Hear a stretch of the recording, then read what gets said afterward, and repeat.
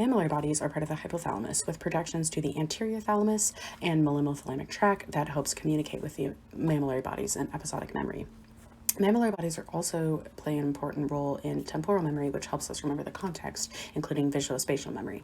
This helps me recognize how far I am in relation to goodwill on an outing to avoid my responsibilities. It also helps me remember geometric features such as trees I may have seen, or a stop sign that I thought was a person, which was extremely embarrassing. The giant house that comes right before my street is also a great landmark to signal I'm almost home, because it's super ominous and literally looks like it's about to collapse to the ground. Mammillary bodies are part of the medial diencephalon, which is extremely important in linking contextual cues to other features of memory.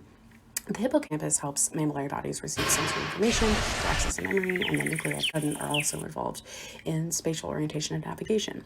And just a fun fact, deeper in stimulation of the thalamic tract may actually increase threshold for seizures. Mammillary bodies are stimulated by alcohol, though they're actually damaged, Korsakoff syndrome, which is caused by alcohol use disorder. But alcohol in general just impairs episodic visual spatial memory, so it might just inhibit the mammillary bodies a little bit. In a study with 4 men with alcohol use disorder, though, they found that these men had difficulty with circumstantial memory, which impaired problem solving and judgment. And these men tried to fill the gaps in their episodic memory since the onset of the disorder, creating ridiculous scenarios. So people that didn't know them thought they're just straight up lying about aspects of their life. And developmental amnesia, which is different, is caused by hypoxia soon after birth, which leads to the atrophy of the nuclei and can impair episodic and contextual memory. And one woman known as HC was actually found to have no mammillary bodies.